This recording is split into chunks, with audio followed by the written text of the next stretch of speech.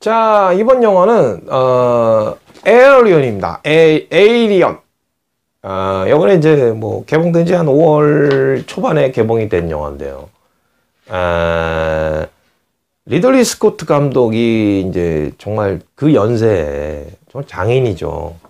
은퇴해서 쉴 만도 한데, 또 동생도 그렇게 또 비극적으로 자살해서 죽었고, 그런데도 영화 이렇게 계속 만들어내는 거 보면 체력이 보통 체력이 아닌 것 같아요. 이번 영화는 에이리언 커버넌트라는 제목인데요. 그 전작의 그 프로메테우스라는 영화가 있었죠. 그거에 대한 이제 어떤 연결고리가 되는 영화입니다. 그러나 그 전에 우리가 봤던 에이리언하고 더 유사한 영화라고 할 수 있죠. 그 제목도 에이리언 커버넌트라고 줬는데요. 에이리언의 시리즈는 1979년도에 나와서 센세이션을 일으켰습니다. 정말 그 누구도 충격적이고 경악을 안 할 수 없는 그 어떤 디자인과 그 에이리언의 그 모습, 막 입에서 쥐 막 물 흘리고 입 안에 또 입이 있잖아. 그걸로 막 가격하는, 막 머리를 막 뚫어버리고 이런 것들에 대한 어떤 센세이션. 그리고 막 배에서 막 또 입 안에 탁 붙었다가 탁 떼어지고 식사하다가 갑자기 팍 튀어나오는 굉장히 충격적이었죠. 그 패러디도 많이 나왔어. 뭐 막 배 뚫고 나오고 이러는 것들. 그러니까 1979년작인데요. 지금 한번 다시 한번 보세요.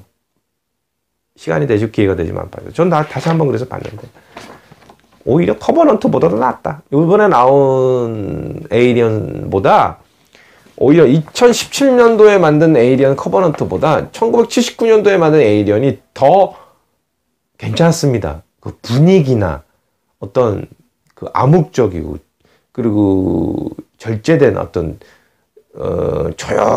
조용함 속에서 깔리는 그 OST라든지 이런 부분들이 공포를 최고도로 높인다는 거예요.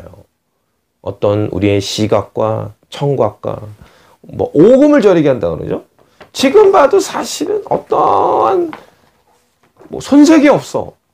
와, 몇십 년이 지난 영화들도 지금 만든 영화보다도 더 어떤 느낌이나 전달되어 있던 어떤 그 전율이 살아있다는 얘기예요. 그러니 그 당시 79년도에 70년대 후반에 봤던 분들은 얼마나 놀랬겠어. 그러니까 어떤 시대를 뛰어넘는 역작이었다는 거야. 에이리언이 79년도 에이리언이. 근데 그 뒤로 이제 제임스 카메론이 이제 80년대에 에이리언즈라는 이제 영화로 만들었는데요.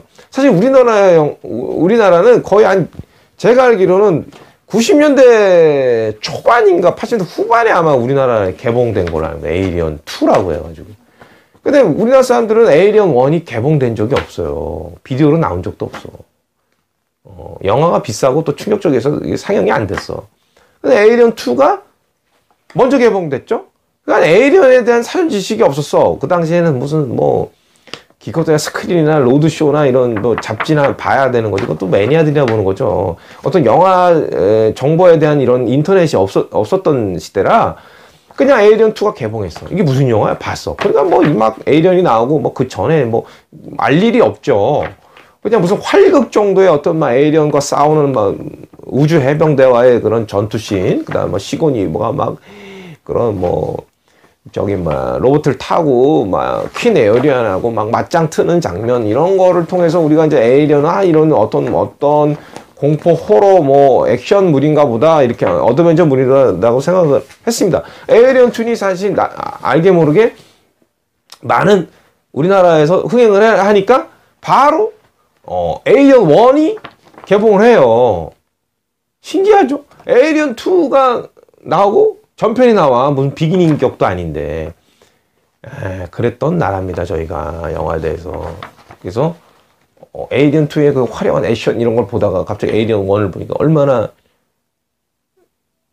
예, 그 관점에서 보면. 원래 원을 봐야지, 아, 이런 개념에서. 근데 원에 이제 심취됐던 사람 투를 보고, 이렇게 얘기가 이렇게 삼천포로 빠져? 이렇게 느낄 수가 있을 겁니다. 그러니까 이게 뒤죽박죽 된 거죠, 우리나라에서는. 17년에 이제 미국보다도 더 먼저 개봉을 해요. 에이리언 커버넌트가. 우리나라의 어떤 영화적인, 우리나라의 어떤 위상을 볼 수 있는 부분일 수 있겠죠.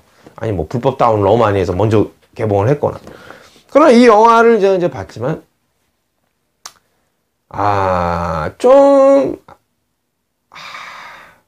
아쉽다. 아쉽다라는 느낌이 들고요.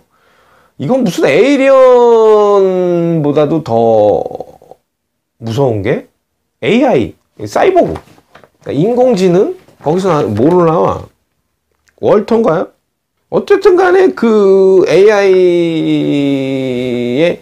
그 마이클 패터슨 역을 했는데 더 무서워. 예. 네. 그래서 그 프로메테우스에서 그 어떻게 보면 신의 영역으로 나오는 그 엔지니어가 인류를 만들잖아요. 인간을 만들어. 그리고 그 인간은 AI를 만듭니다. 그러니까 창조물이 또 창조물을 만들어. AI를 만들어. 인공지능을 만들죠. 사이버그를 만들어요. 근데 그 사이버그가 또 다른 창조물을 만듭니다. 크리처스를 만들어요. 근데 그 만든 창조물이 그 인간을 만든 엔지니어를 멸망시켜요. 그리고 또 그 에이리언이 인류를 위협합니다. 돌고 돌아. 이렇게 어떤 창조가 이렇게 돌고 도는 내용이에요, 이게. 그래서 어떠한 우리가 알던 에이리언, 79년도의 에이리언에 대한 수수께끼 비밀, 어떤 퍼즐을 완성시킨다고 하지만, 너무 좀 무리수가 아닌가. 예, 어떤, 뭐, 인류를 만든, 신도 그렇고, 어떤 그런 부분에서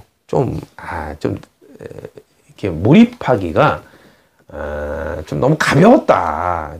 어떤 부분에 있어서. 그러나 그런 이제 에이리언이 이제 완성되는 과정이나 어떤 이제 그런 부분에 있어서는 그래도 리들리 스코트 감독의 그런 어떤 연출이 빛났지만 어떤 큰 범위에서 봤을 때는 너무 그러니까 어떤 창조에 대한 것들이 너무 좀 가볍게 진행되는 것이 아닌가. 그리고 너무 가볍게 캐릭터들이 죽어나간다는 거예요. 어떤 이제 공포 영화나 어떤 기존의 공식 한 명 한 명씩 죽어나가는 거. 아니 무슨 지금 막 상황이 지금 막 동료가 죽어나가고 지금 막 중내산에 막 지금 어떤 절제절명의 순간에 혼자 가서 멀리 떨어져서 뭐 시끄러 나가질 않나.